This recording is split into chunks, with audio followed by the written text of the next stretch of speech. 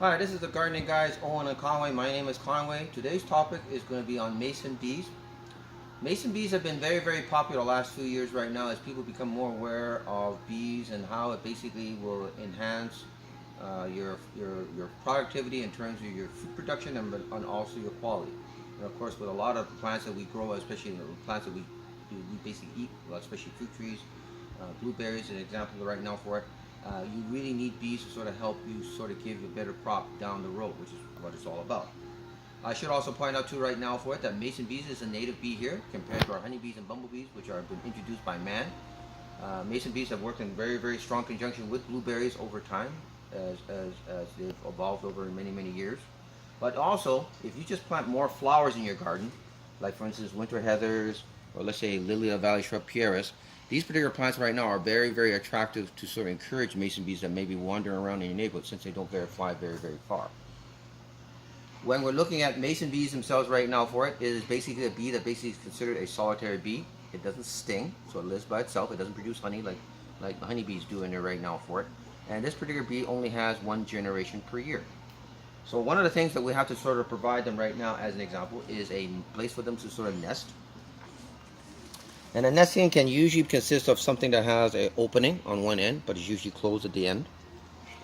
It has a tunnel that goes all the way down there right now for it.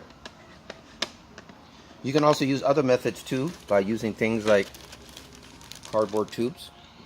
But for the first part here right now on these well, I call them sort of like Lego sets right now, they're basically easy to sort of take apart and easy to clean. If you're using cardboard tubes as an example right now, they're usually not meant to be sort of reusable again. They're just a one-time thing for it. But we'll explain about that later on. You provide them a sort of a house. In this particular case right now, the same unit that I showed you right now is basically placed in this particular unit.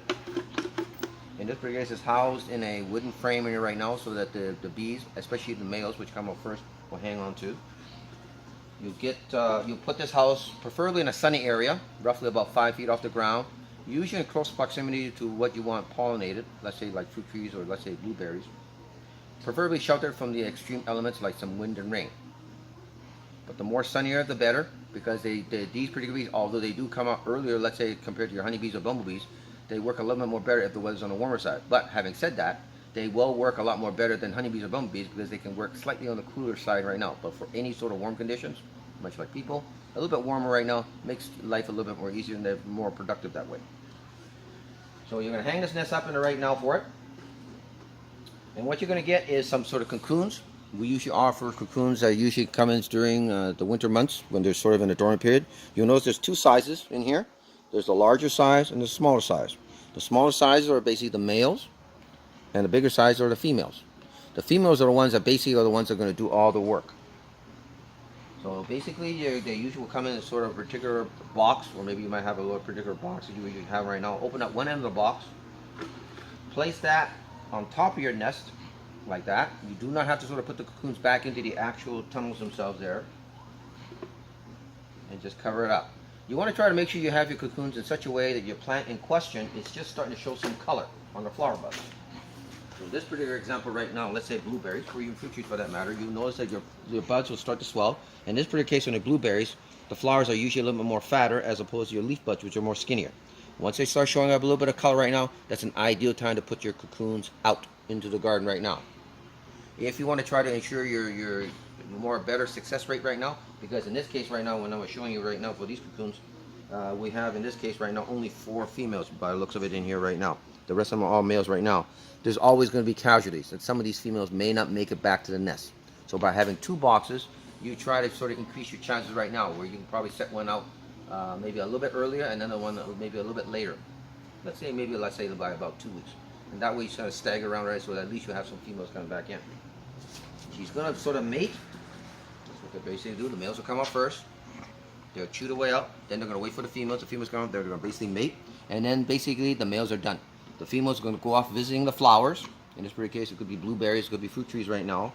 She's going to go back to the nest that she'll find that's appropriate. In this particular case, we've already supplied them a nest with a bit of pollen. She's going to go back into the nest.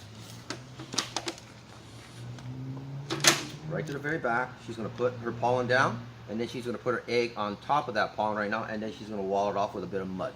She's going to repeat that process. So usually the ones in the back portion here of the tunnel, as you notice, and it's closed, it's going to be all turning out to be females.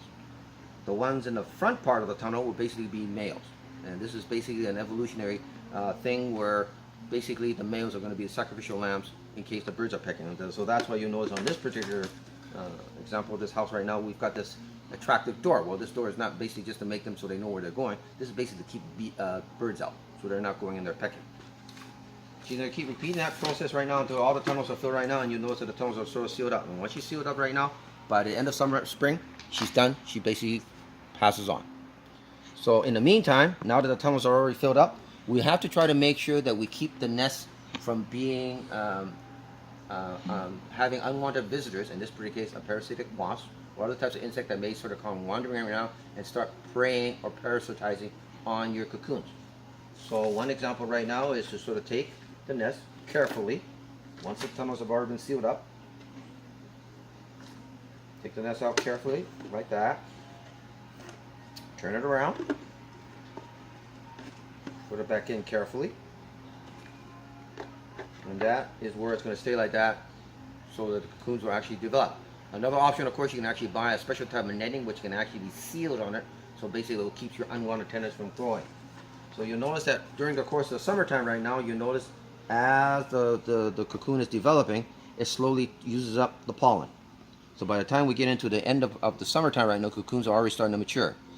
So the first step, like I say, is to protect your cocoons. The next important step as we get into the fall is to actually be able to take the nest apart and clean it. And the purpose of cleaning it right now is to sort of prevent another sort of insect that they usually bring in, which is a type of mite. And this particular mite, if you have too much on the cocoons, will basically inhibit the cocoons from emerging. So in this particular case, the cocoons are basically taken out very carefully, extracted, and put onto a dish using a very mild bleach solution, which is, I believe, is about 1 tablespoon per gallon of water. You do that several times right now just to remove a lot of the mites right now. The cocoons are basically dried off on a piece of paper towel, and then from there they can actually be stored back in to a fridge. That's where you will keep the cocoons right now, in the fridge, not the freezer, with a little bit of sort of humidity in there right now for it, and that's where they will basically sit there resting during the winter months until you start the process all over again. So is there questions? No, I believe a lot of people are asking whether should they come and buy the cocoons every year, or your housing will have enough for next year. So in terms of the cocoons right now, this is basically a sustainable way of practicing of increasing your bee population over time. Initially, you may have to buy maybe 1 or 2 packages just to sort of get you started. But if you go through the process of protecting the cocoons during the summertime and cleaning it out, it will basically increase in number over a year. So over a year, you'll find that you actually will start building your houses so they actually start looking like what they call condos. They're actually stackable. So you actually start getting more bees coming in, looking for places to sort of lay their eggs. They look almost very similar like honeybee and bumblebee right now. So you build up these large stacking, what they call condo houses. So yes, they will increase the number over time. Thank you. So, can you take us out? So, remember when you're looking for pollination, think of mason bees. That's one of the more important ones, but also take a look at by increasing your diversity in your garden by planting other plants to increase your bee pollination throughout the year. So next time, go green.